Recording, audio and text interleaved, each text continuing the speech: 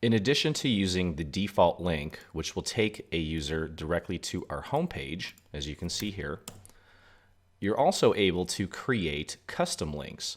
So say, for example, you want to promote a specific product on our website.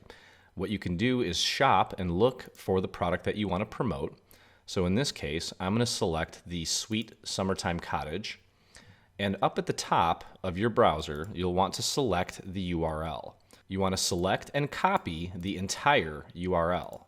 Now, once you've copied the link for the product page that you want to promote, you can go to your ShareASale account, go under Links, and click Get a Link. Then you want to select the merchant, in this case, Dreaming Tree. And there's a little button here to create a custom link. Click that.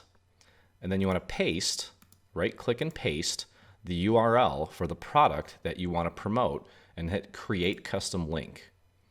Okay, so here is the custom link that it created, and you can click Get Short Link.